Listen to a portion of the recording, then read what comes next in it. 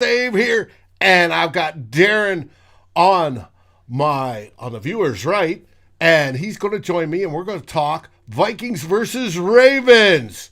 It's time to get some football on with two old bloggers.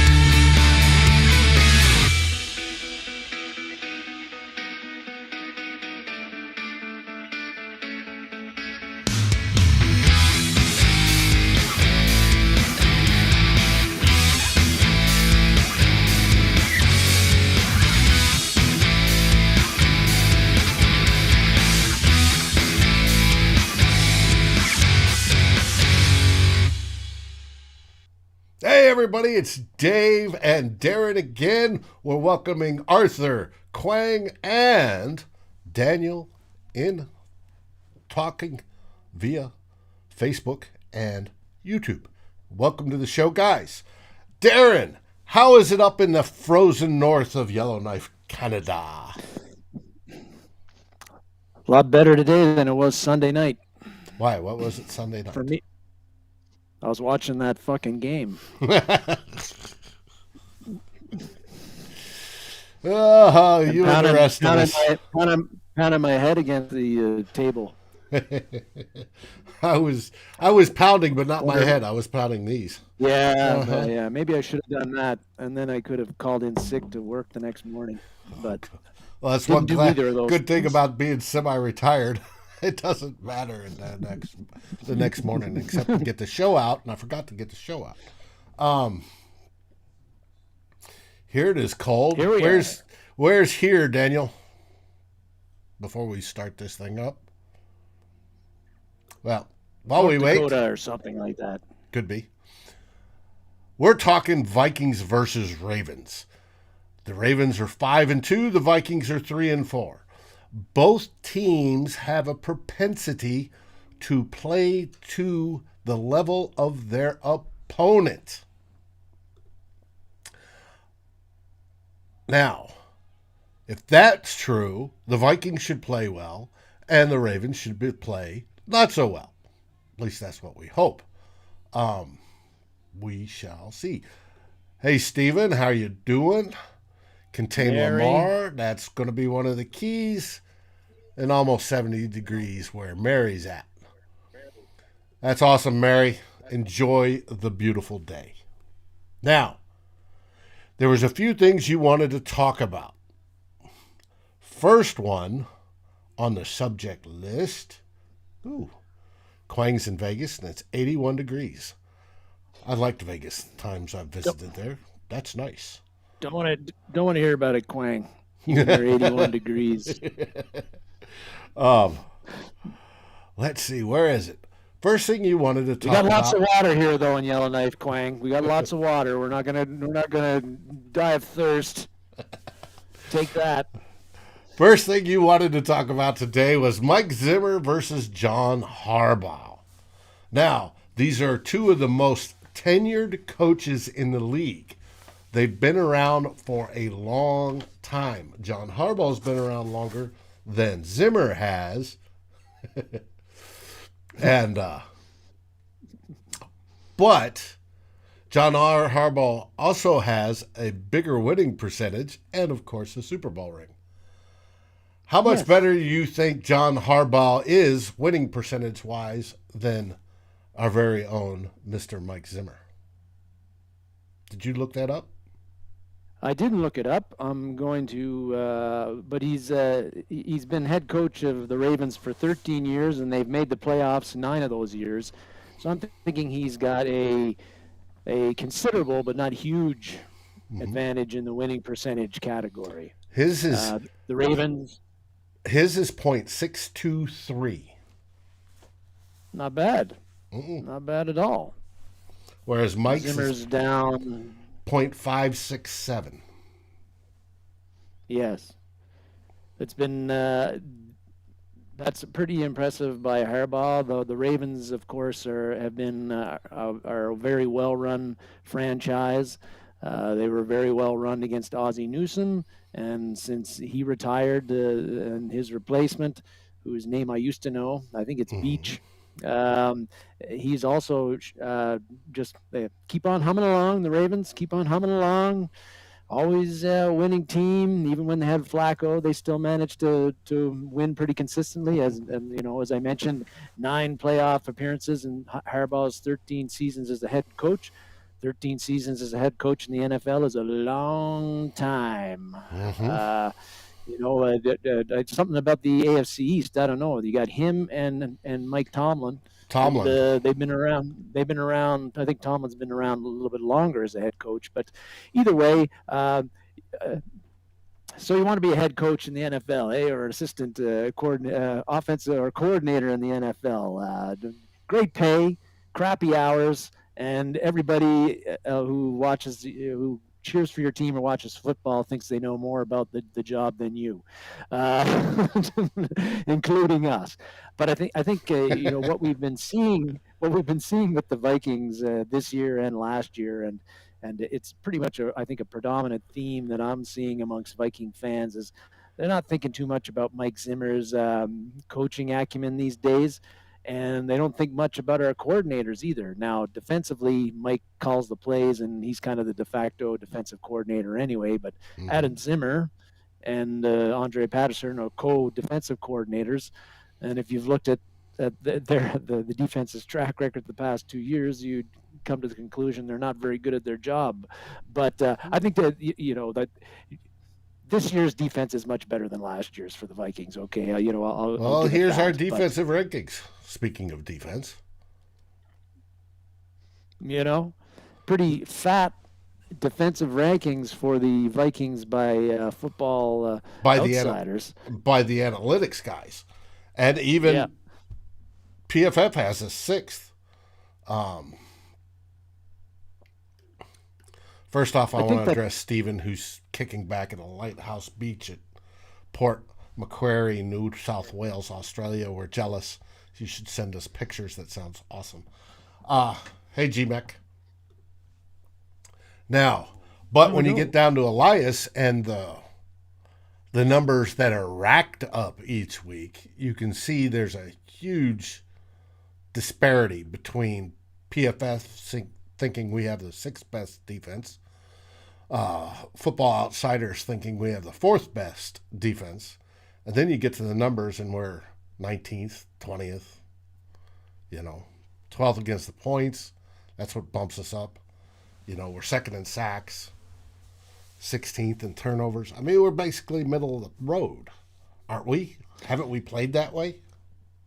Yes, we have. That's why we're 3-4. The record says that we've played some pretty good teams. By the records for I think the Vikings have up until this point have had one of the I think the fifth or sixth been in the top five, or as far as strength of schedule goes, the most difficult. But uh, getting back to the coaching end of things, I think that a lot of heat from last week, and it's been building for a long time now on Zimmer's inability to get this team out of the funk that it's been in for 2 years. Keep on seeing the same mistakes happening.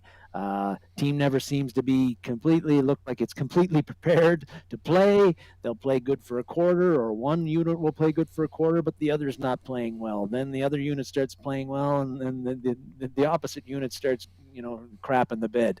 Timeouts, clock management, all have been an issue for a while. Was an issue again last weekend. It seems like other teams are able to, after the first drive or two, other teams are able to figure out what we do Mm-hmm. offensively. We don't adjust to that. Defensively, had trouble stopping the run for the past 2 years. Last week wasn't so bad, but I think that the numbers that Elliott and Pollard put up were well below what they've done all year. Right. But they still, I don't know. There was lots of runs there where it seemed like the Cowboys got more yardage than they should have. Seems like when we get and tackle a guy, we get pushed over, can't bring him down. It goes an extra 2 or 3 yards. The line of scrimmage looks muddled up. Somehow the running back gets 5 or 6 extra yards. Always that sort of thing going on. You And okay back there? got something here in the background. Yeah, there's something here in the background. Don't worry, it can't be seen. But I think, there's a pretty much I think coaching wise, if you look at Harbaugh versus Zimmer, and then Greg Roman and Martindale, the offensive and defensive coordinators for the Rams, versus Clint, double K, Clint conservative, Clint Kubiak, The master of the scripted plays. The absolute dog of the rest of the game. I think the perception is that this is a coaching mismatch this week, and with can the Vikings offensive and defensive coaches and Zimmer overall come up with solid game plans that work, that throw the Ravens some loops, see things that they aren't expecting. Can they have the details? Can they work those things out with the clock management, with when timeouts, when to use them, when not to use them, when to challenge a play, when not to challenge a play, all When the to be setting up play, aggressive, when not to be aggressive. yeah, yeah, all these sort of things that we've been consistently failing in this season and last season. To me, your players have to execute and play well. Sure, I mean that's where games are going to be, I think, won and lost most of the time. But if your coaches are failing, then they're not preparing your team properly, then you're going in shorthanded going into the Right. game. And this coaching staff, particularly with Zimmer, things look so good in 2015, 2016, 2017. 2016, a lot of injuries. He didn't get the blame. But these days, it just seems like this is a coaching staff. Zimmer is a head coach who doesn't have the answers any longer for the problems he's being asked to solve. He doesn't even know what the questions are anymore, I think. Well, And as a team, as a head coach, no. I think as a defense, he still generates a good defense with missing some key players. But earlier in the week, I think it was Thursday, you had Andre Patterson give his press conference, and they are always a delight to listen to because Andre gets into football, gets into philosophy, explains a lot of the things that he likes to do, and he's a kind and gentle, big old teddy bear type. But he says this week we have to play to win the game. Funny, we've heard that somewhere before. We can't play to lose it. And he goes, that's where we need to change the philosophy. We've got to play to win the game. We've been screaming that for years now, since 2017. ended, you've got to play to win. Do you think Andre went into Mike's office and said, hey, we've got to play to win, not lose, and we need to go for it this weekend? If anybody on the team can talk to Mike, I think it's Andre. Do you think anything's going to come of that? No, because has anything come of that in how many seasons now? Like you said, have we been pointing out, why doesn't this team put teams away? Why don't they? Why are they so conservative at times? Why do they play for field goals instead of touchdowns? We say that over and over and over, week after week after week. Nothing really changes, and the results aren't really changing a whole lot the past couple of years either. Which is why I don't expect the Vikings do.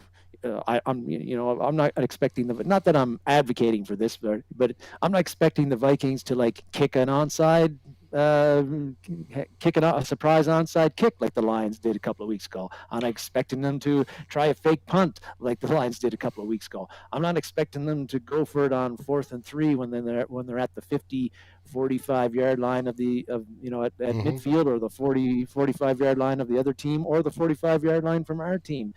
But those are things that, particularly the going for it on 4th and 3. Now, personnel has something to do with that too, especially the guy behind center. But the Ravens will do those things. They'll go for it on 4th and 3 because they're pretty confident that they can make 3 yards with the quarterback that they have.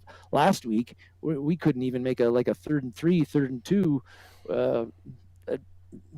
Multiple times. And yeah, there were some extenuating circumstances. KJ Osborne dropped a pass he should have caught that would have been a first down and might have extended one drive.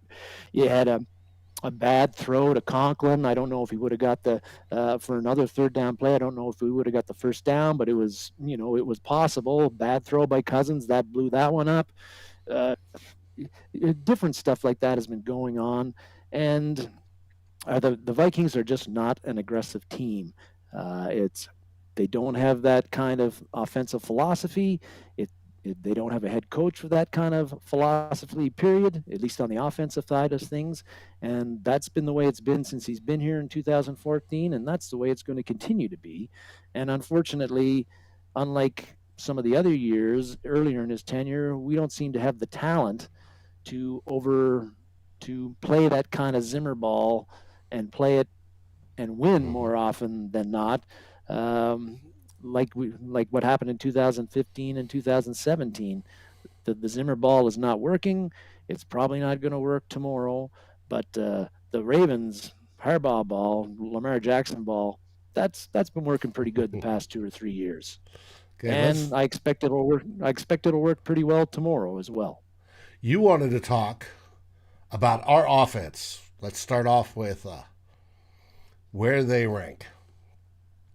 And for the viewer, most of these numbers have gone down this week. There's very few, if at all, that have gone up. There were a couple, but the majority of them have gone down after that wonderful game we saw last week. But just for looking at the numbers, PFF has us 13th, roughly middle of the pack. Football Outsiders has us 14th, roughly middle of the pack. Elias, your stats-wise, has us 7th in yards, 8th in passing, 11th in rushing, and 18th in points. Points being the middle of the pack. And you can show the top 10 or near top 10 in all the production numbers except for points. And that comes down to that aggressive streak. You wanted to know what's up with these guys. Yeah, as most people on here, and we've got a pretty good crew right now, lots of good conversations in the chat. Mary's not happy with Zimmer, hasn't been happy with Zimmer for a few years. GMAC also not happy with Zimmer. I'm sensing a trend here, Dave. First off, everybody who's following the Vikings knows that Zimmer said this week we got to run the ball. We got away from running the ball. Surprise, surprise. We got away from running the ball. We got to run the ball. We got to use Cook. blah blah blah blah blah blah blah blah. Not Well, that I didn't see that Zimmer said it. I saw that Clint said it. That they've no got to Zimmer get. had Zimmer said said it it too too. that they got Well, to. Clint said it. Yeah, well, PFT said it.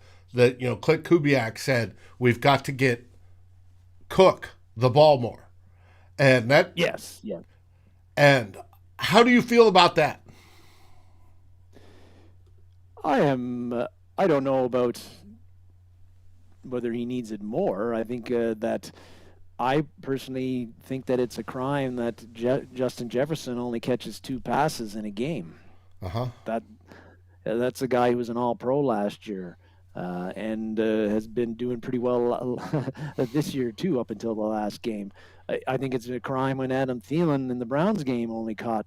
Was it the Browns game? I think it was the Browns game. He only caught 2 passes. Right. Um, Was only these targeted are like two. that many times.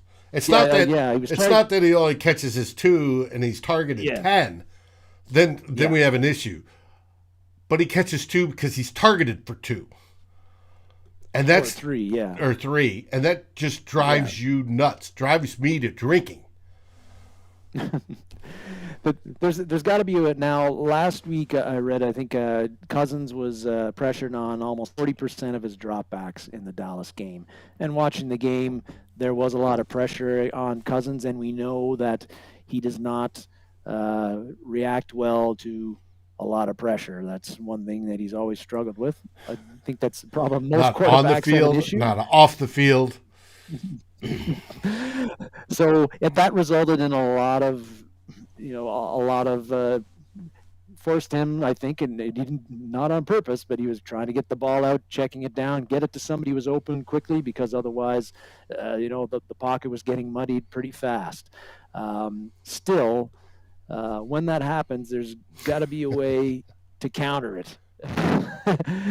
And to me, the guys like Jefferson, a guy like Justin Jefferson, he can probably get open at will. Trevon Diggs, pretty good cornerback, was on him a fair bit.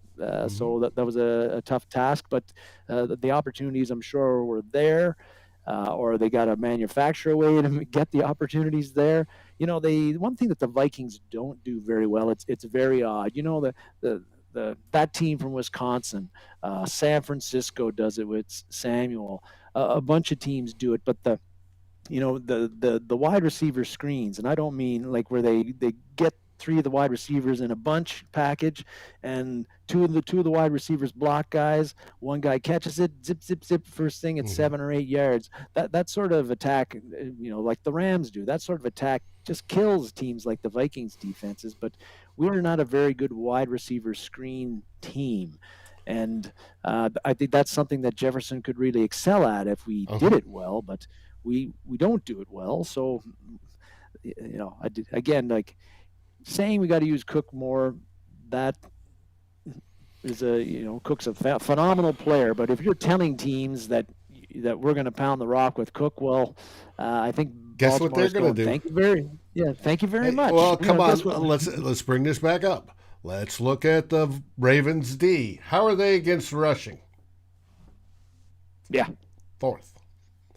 So, does it make sense to go against the 4th best rushing defense when they rank 32nd against the pass by running the ball more? Is there any common sense in that? Everybody here is like, no, Dave. Yes, I know.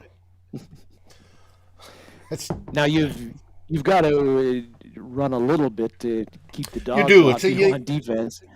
It's a yin and yang thing.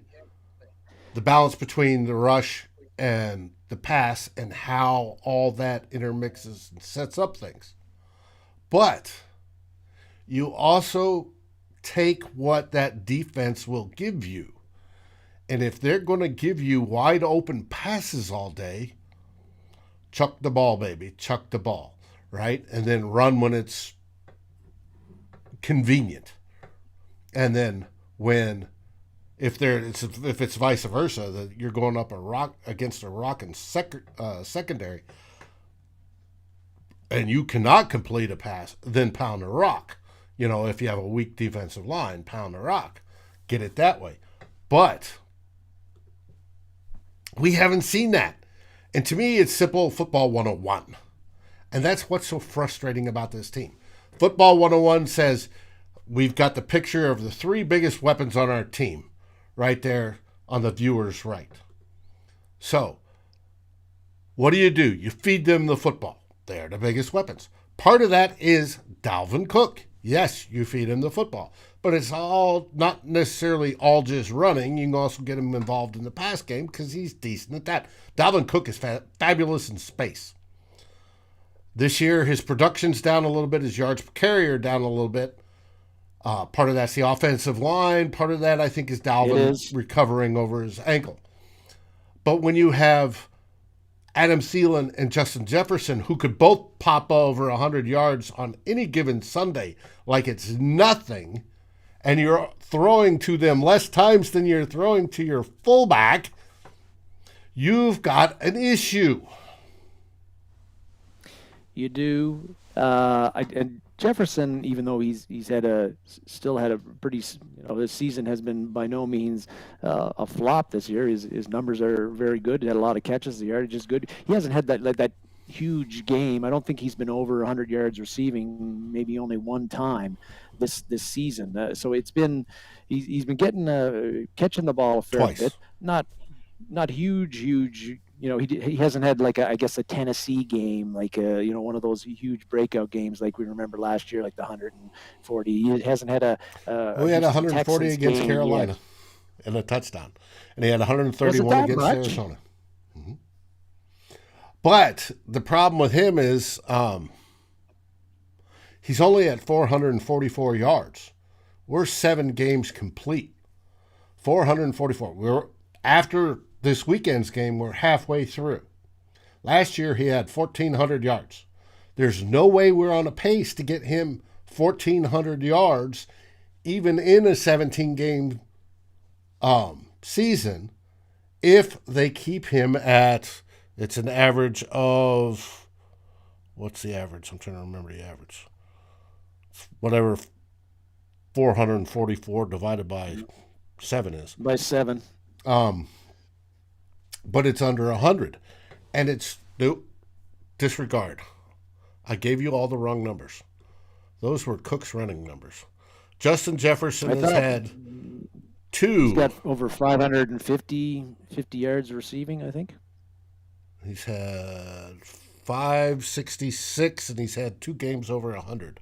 One for 124 against Detroit, and one for 118 against Seattle. I apologize, everybody. I was giving you the wrong numbers.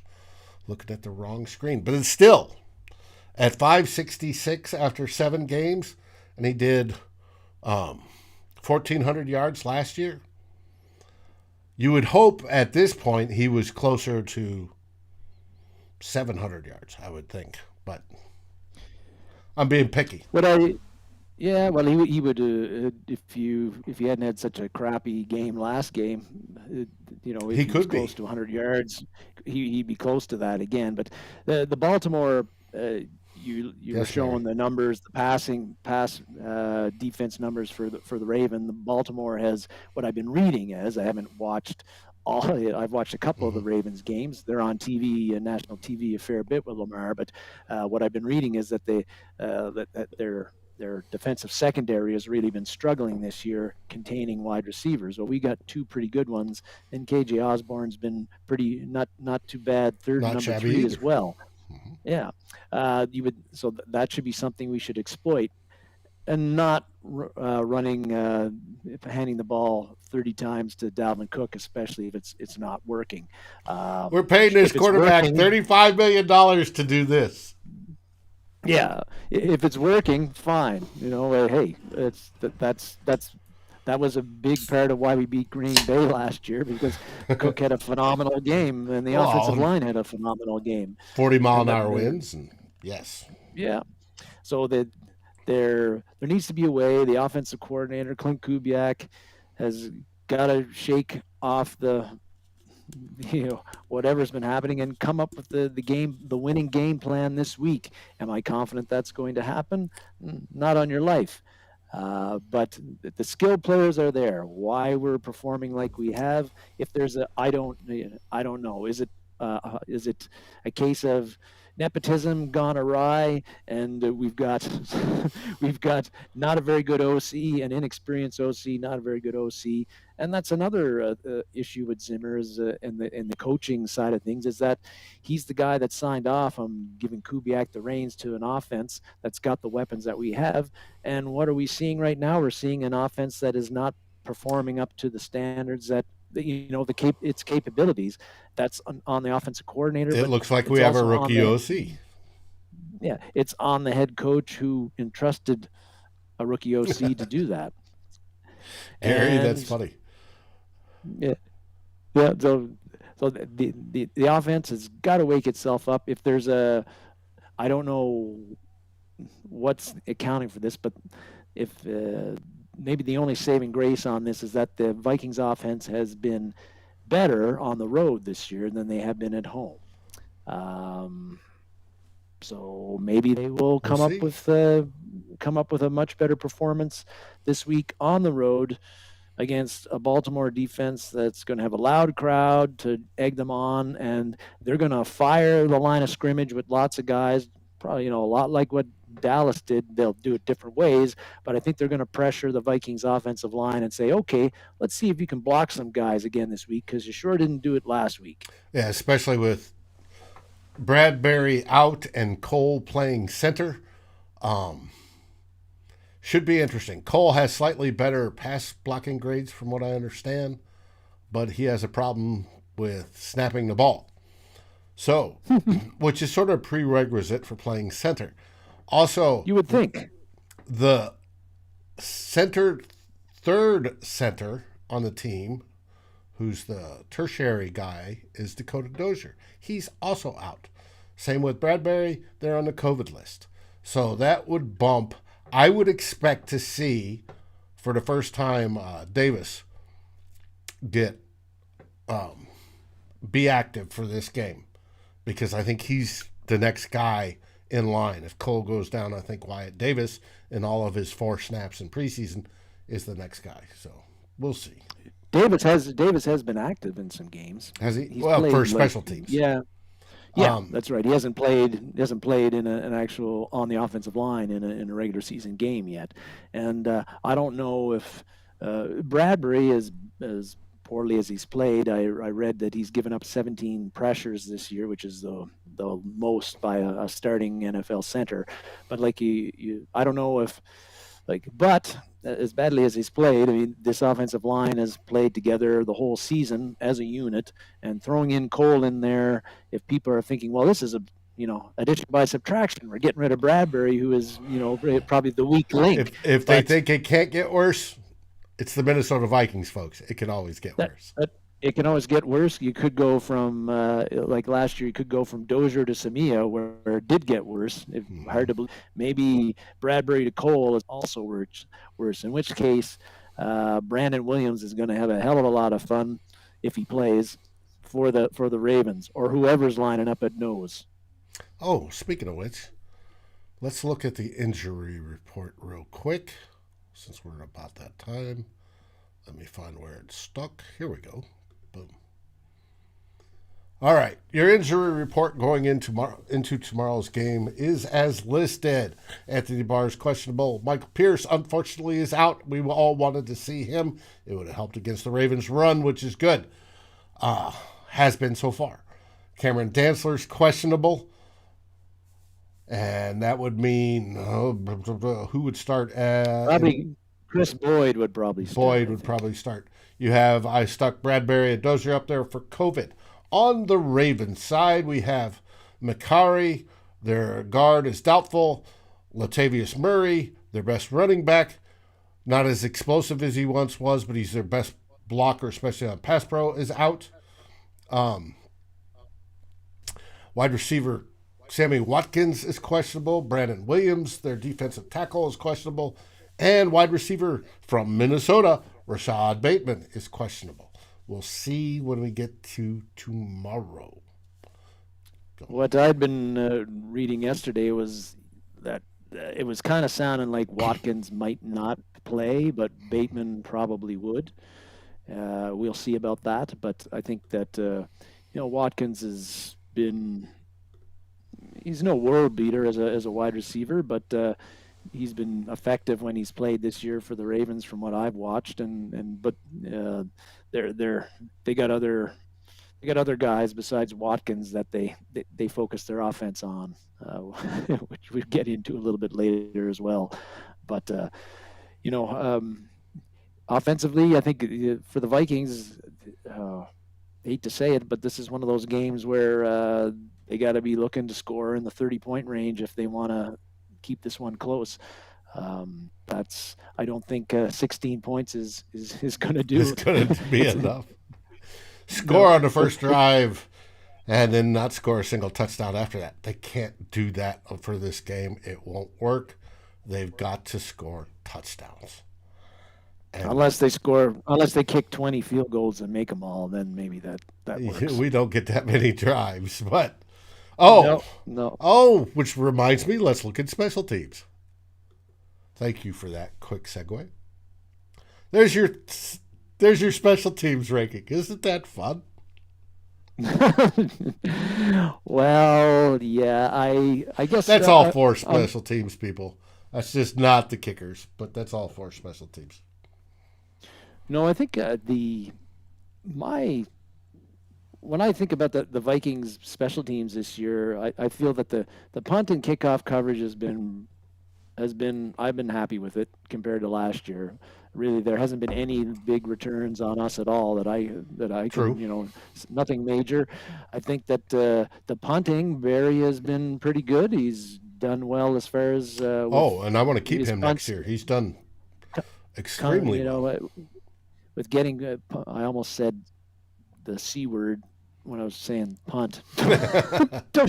Well, he does But cough and corner them very well inside the 20. yeah, And he's been doing, he's I hit think, doing boomers. pretty well inside the 20. He's hit boomers. His So average I is don't think very he's the good. issue. Very little returns. Part of the returns not only is the height on the kick, but it's also the gunners and stuff coming down the team itself to tackle. It's been this year's special teams has been a marked improvement over last 2 years special teams, and that is refreshing, even with the occasional miss by Joseph. So I don't see We're not how getting. DVOA has them. Football Outsiders has them 30th, but they have them at 30th, and of course they have Tucker We aren't and getting Russ, much. number one. We aren't. Yeah, we aren't getting much on the punt when we return punts and when we return True. kickoffs. We're not getting much there. So maybe that's part of it, and the fact that Joseph's misses have been big misses. I don't. Maybe that's why Maybe. 30th. The Ravens obviously have. They have Jason Tucker, and basically when he kicks a field goal, gets asked to kick a field goal, he makes the field goal. Doesn't matter if it's 20 yards, 30 yards, 60 yards, he'll make it. Big advantage there. If the game comes down to a field goal kicker, don't expect Jason Tucker to miss. That's all I'm saying. Well, and you talk about kick returns for our team. Hopefully, we'll see Wang Chung this weekend. Kene Nwanga Yeah, return some kicks. yeah, with Zierlein, with all the touchbacks last game, and they didn't get a lot of kickoff opportunities anyway. Yeah, Wang Chung was not needed, Yep. unfortunately. Ball goes over. But we'll be anxiously awaiting his first return kickoff. Maybe it'll happen tomorrow. Maybe Okay. he'll break one to the house. Yeah, that would be nice. Now, going on to our last topic, can the Vikings stop Lamar Jackson and his favorite two targets? Well, I wasn't at the beginning of the show. I wasn't giving the Vikings defense this year much credit, but it is an improved unit over last season. But how couldn't you be? Because that defense was god awful. But I don't think the last game that the Ravens played, they got pantsed by the Bengals. Lamar did not have a very good game. Lamar has a bit of a history, or at least last year, he had a bit of history of putting the ball on the ground. He had 5 fumbles last year, only one so far this year. Extremely tough, elusive, fast, great open field runner. Can the Vikings stop him? They struggle with mobile quarterbacks at the best of times. And hey, they're not going to, I don't think that they're going to be Lamar Jackson's going to give them trouble tomorrow. He gives all defenses trouble. It's a matter of how much trouble does he give. I think the Vikings, Mike Zimmer, whatever you might think of him as the head coach, like you were saying, defensively, the guy's been doing it a long time. He's seen quarterbacks of all shapes and sizes, mobile, not mobile, strong arms, not such a strong arm. I think Different he can come up with offenses. yeah, he knows how to D up a team, and I think that he'll have provided the game plan and laid the groundwork and provided the that sort of thing for the defense. Can we execute? I think it's going to be tough, just because Well, Jackson's such a unique player. and they But play an they're going to be offense trying that to. most teams in the NFL do not. They play a Yes. more option-oriented offense, and most defenses don't go against an option at all during the season. And option rules are slightly different for the defense. And from what I was hearing, that since our number one defensive end is now Everson Griffin, Everson has never played the option well. Defensive end has different rules, and it's who you take out. One's assigned to running back, one's assigned to quarterback. It's basically it. For the option, defensive end should always hit the quarterback, and you should have a linebacker on the running back, and you should always hit him. You just take him out every play. It doesn't matter. Just take him out. You hit him, and whether they got the ball or not. It's going to be interesting to see this version of Mike Zimmer's defense with backup players, Everson on one side, Wanham on the other. Hopefully, we'll see some Patrick Jones this week, as well as Kenny Willekes, and see how they do against that option. I don't fear what's going to happen in the middle. I wish Pierce was there. He's better against the block, but I do think the guys have stepped up behind him, Armon Watts, etc.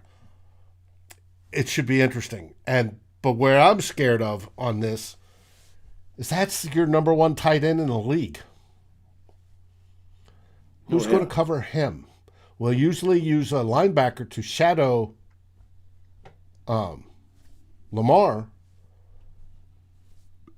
Who's covering Taylor, isn't it? I gotta remember his name. Well, it'll be Mark Andrews. Mark Andrews, yeah. Andrews is the tight end, a very good one. You're right. If Barr is, as you said, there's a question mark. He'd be one guy who'd be either spying Jackson or he'd be covering Andrews. If he's not playing, then you're down to what we were at the beginning of the year, where you got Kendricks, Vigil playing most of the snaps, and then probably Blake Lynch is your third guy.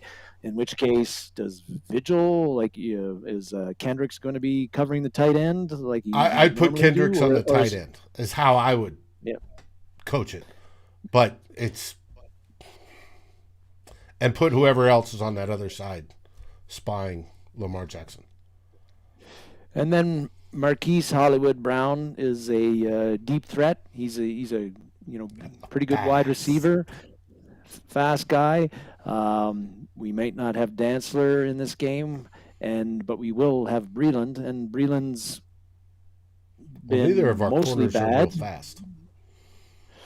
No, but Trey Waynes was really fast, but he didn't really do very well covering either. So. He was really fast. He just couldn't turn his head. But I think that last week against the Cowboys, there was a lot of big cushion. The Vikings seemed to be pretty scared about CeeDee Lamb and Amari Cooper beating them over the top. They seemed to be content with letting things get develop in front of them and letting them catch, and then try to tackle from there and force Rush and the Cowboys to grind out long drives. Well, I suspect they'll probably do the same thing with Hollywood Brown, and they're not going to get very physical with him at the line of scrimmage. They'll let him. They'll be scared about getting beat deep. They'll be scared about giving up big plays both to him and to Lamar Jackson. And I think it's going to be a lot of try to keep everything in front of you. Don't allow the big plays to happen. Force Baltimore to again grind out drives. Hopefully, they get a couple of penalties called on them, key penalties and drives that put them far in the down and distance situations and sabotage drives. And you hope that happens a few times, and you keep them down into like the mid-20s as far as scoring wise, and then you also need your offense to score over in the high 20s or even 30. I think that's kind of what you're faced with, because Lamar Jackson, he's going to get outside contained sometimes. He's going to rip off a couple of 20-yard run here. Hopefully, he might Hopefully be a not a 30-yard run 70-yarder. there. Yeah, hopefully not that. But that's going to happen the odd time. And how is the Vikings pass rush? Whether no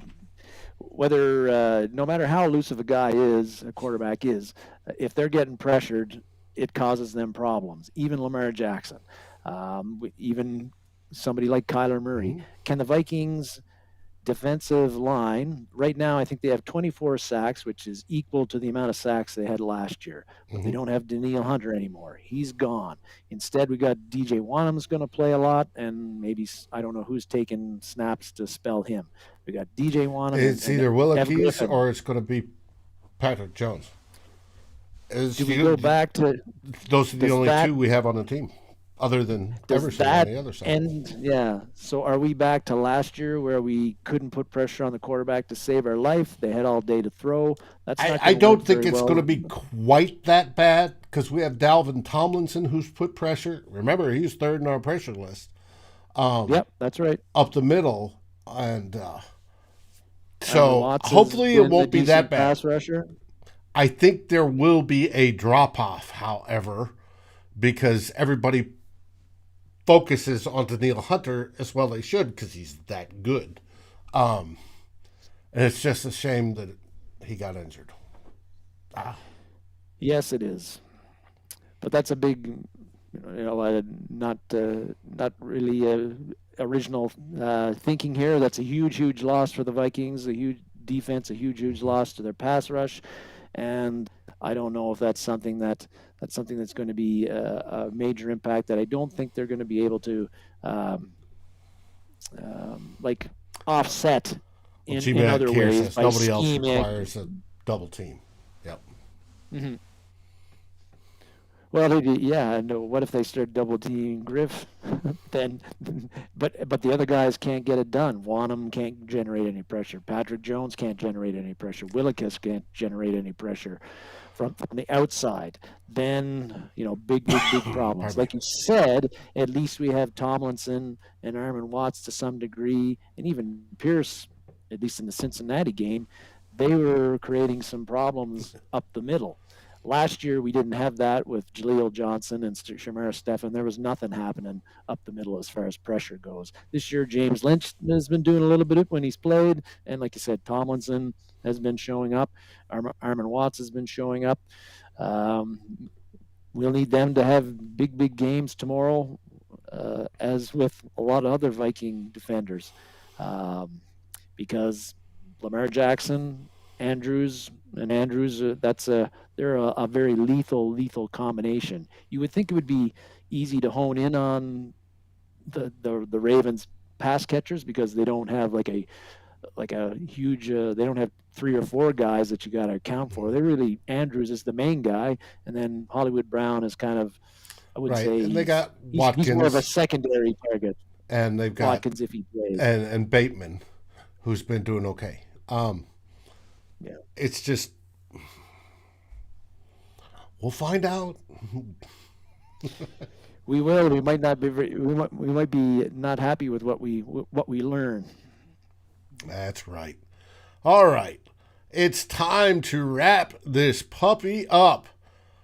What have you got for your prediction? I gave mine on Wednesday, and I say we What was your lose. prediction?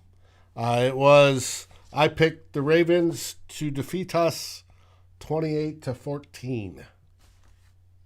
Oh, I think we're going to score a bit more than that, but I think that I was talking about this with somebody else a couple of days ago, and you know, the Ravens, like I said, they got pants by Cincinnati Mm-hmm. a couple of weeks ago in their last game. They've had 2 weeks to stew about that. They're coming off a bye, so they're well rested. They're prepped for us. I don't think they're too scared by what they saw from the Vikings on Sunday night, but they are going to be motivated, a motivated team. They've got to, to keep in, get to 6-2, Uh-huh. continue to uh, advance and keep their in a strong playoff position in the AFC. I think this is going to be the first Vikings loss that isn't close. That we can say, oh, Okay. we've been saying they That lost, it but they wasn't lost by within a 3 points. score. Wasn't within a score. This one's going to be, you've got the Ravens winning by 2 touchdowns. I think it's going to be more of a 10-point thing, but if the Vikings offense isn't effective, this could be like a blowout type situation. So I think that it's going to be 30, 31-20 for the Ravens. Okay. And the Vikings go to 3-5. And the Ravens go to But 6-2. But even the way things are going now, if the Vikings are to win this game, then things could get very interesting. If you're looking at the teams who are ahead of Oh the yes. Vikings for the wild card, they've got tough games this week too. So a Vikings win and a loss by those other teams, Atlanta, San Francisco, et cetera, then the Vikings all of a sudden are in a playoff position again. But Right. I'm not expecting that to And happen. theoretically, if the Vikings win 7 out of the next 10 games, they could win the division. Oh, Dave, please. That's fairy Theoretically, tales, man. mathematically. But of Mathematically. course we can tank. Now, there's 2 fun facts about this game. You reminded me of one, and it went. The second one, I like G-Mac's prediction. what was G-Max? 154-10 for the Oh, Ravens. that won't hurt. Darren's the optimist. One was brought up by Elder Geraldo, who popped on earlier, and but it was brought up earlier this week, and I have it in the write-up. The Vikings have played the Baltimore Ravens a total of 6 times.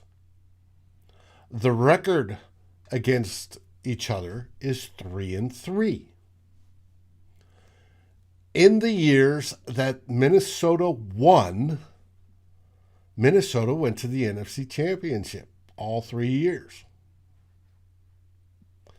In the years they lost, their head coach was fired. So it's a win-win. Minnesota wins and we go to the NFC Championship, that's a win. If Minnesota loses and our head coach gets fired, that's a win. Mm-hmm. Yeah. If it stays the same. There we go. What? The thing about this game is that the way the Vikings have been this year is kind of when I expect them to really flop, they seem to do well. Do the opposite. Well, is Kirk Cousins pissed off this week? If Kirk Cousins is pissed off, he tends to play better. Well, the whole is he team carrying should that be chip? Pissed off. Huh? The whole team should be pissed off with the way. Well, they should, but Kirk should have gotten it for his 11 passes behind the line of scrimmage last week and 11 passes short of, within 5 yards. Crap. And thrown to C.J. Ham 20 times. That sort of stuff. More targets to C.J. Ham than to Justin Jefferson, your all-pro rookie last year. Anyway, it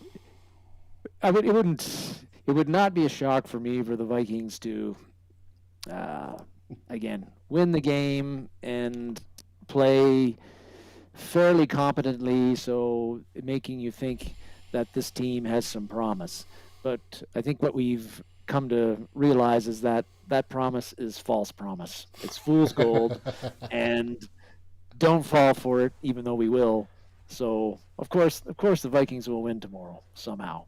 But I would feel more strongly about that if the Ravens hadn't have got pasted by the Bengals 2 weeks earlier. That was the other one. In, Thanks for bringing that up. If they were coming in riding high, I would think that John Harbaugh's record off the bye. Was it like 0-13? 16-1.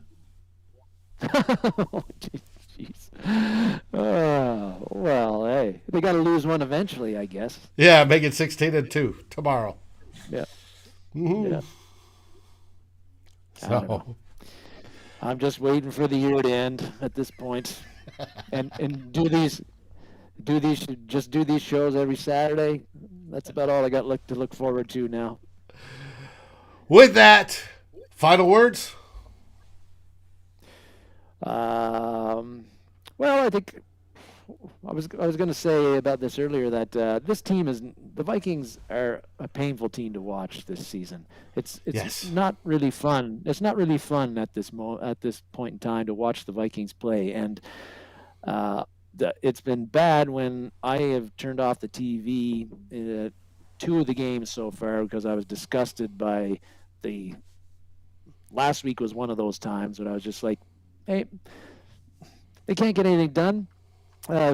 Dallas is going to come down here and they're going to score a touchdown to win the game, and that's exactly what they did. And the week before, or 2 weeks before, the Carolina, the overtime game turned it off. So it's sad when I cannot, even when the Vikings or in other years, I could still get enjoyment out of the game for various reasons, even when the Vikings would lose, as hard as that might seem to believe. But this year, even the wins are just unsatisfying. So tomorrow's going to be another painful experience, I think, win or lose. Yes. Make sure you stock up on your favorite beverage tomorrow, and we will be here with the final score right before the end of the game. We go live. We are your first post-game show in the Vikings blogosphere. Hey, one last thing. I want to give a big shout out to my number one daughter. She got me for my birthday. It only took a month to get here out being lost in the mail. But I've got a new Vikings hat that happens to be for the military version, since it's that month. We have Veterans Day coming up. I appreciate that, Melissa. It warms my heart. Thank you very much. I've been needing a new Vikings hat since Merlin, my Great Dane, ate the last one. Anyways, what do we always say? We say "Skol, baby." We Skol! also say thanks to everybody for commenting and showing up. Thank you. Yes. Thanks, guys. You've been great. Skol, Vikings! Skol, baby.